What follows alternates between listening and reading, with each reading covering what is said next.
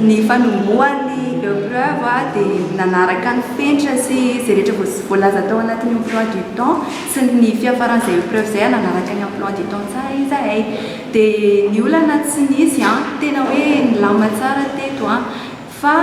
ny atao hoe olana kely angamba dia tsy fahampian'izay sujet izay tamina salle de classe fa tsy salle de classe iray matoa fa salle de classe sasany kanefa tao anatin'izay avoavan'ilay tout de suite ihany ilay izy nakana sujet tamina salle de classe hafa dia natao tany amin'ny ilay salle de classe tsy ampy sujet. Tsy fampin'ny lazadina izay voava tao anatin'ny minitra vitsy no any olana no sedrain'ny foibem-panadinana baccalauréat EPP Analakely hoy ny lehibe an'ity foibem-panadinana eny toerana ity androany.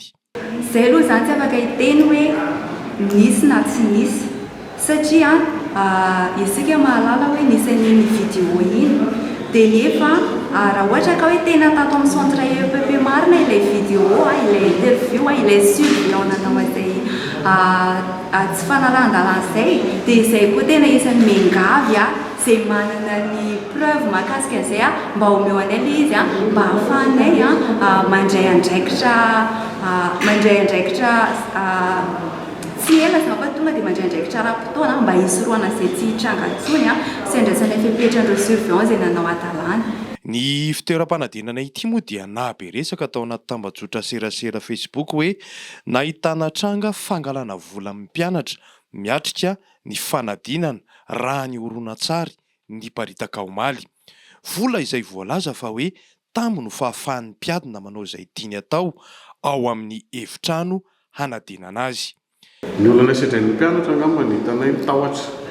tahotra ny hitany amin'izareo aloha izany hoe mety tsy miomana fa izy sa inona fa izy somary tanao izy hoe tahotra izy amin'ny fanadinana. Moa zahay amin'ny fepetra izay hoe fahafantarana fanadinam-panjakana dia